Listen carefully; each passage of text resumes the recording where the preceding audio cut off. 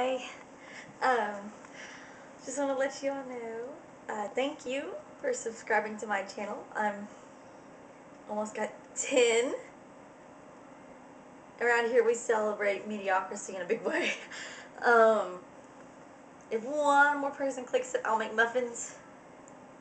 Like, not granola muffins, like chocolate chip muffin. Chocolate chip muffins for, all 10 of you.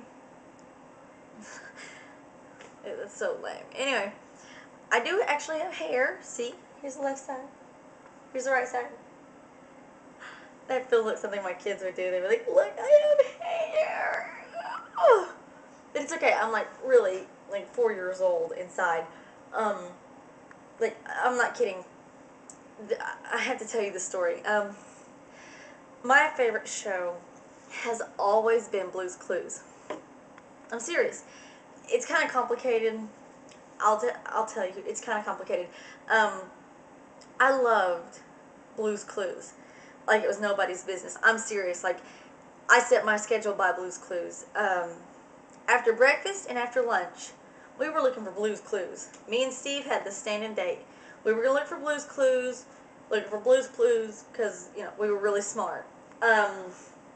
All of a sudden one day, Steve shows up, and he's got this guy with him.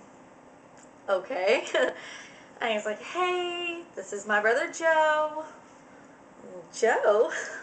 Steve? You didn't mention you had any family? Well, you see, actually, come here, I need to talk to you. So, of course, I'm like, okay, what's going on, Steve? I'm going away to college. What? What? And so he tells me he's going away to college. And I asked him, I was like, oh, Steve, what about us? We looked for clues together. Who's going to look for the clues with me? And he says, well, my brother Joe, he agreed he's going to come live in the house. He's going to take care of Blue and Mr. Salt and Mrs. Pepper.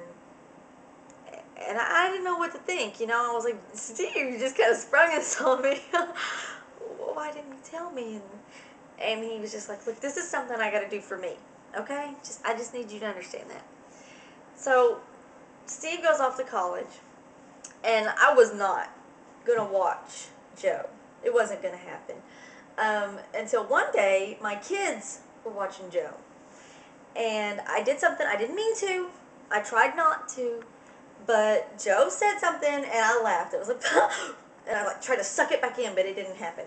And after that, it got really complicated because I would wake up and I would watch Steve in the mornings, and they'd be like, hey, Steve, we're going to look for clues. And then in the afternoon, I'd say, hey, Joe, talk to Steve lately? Oh, me neither. No, I don't talk to him anymore. So, I kind of had to lie to both of them. And it got so complicated. It really tore me down inside. But it got to the point where all of a sudden Joe was showing up less and less. And Steve, he just didn't come around at all anymore. But this show called Blue's Clues.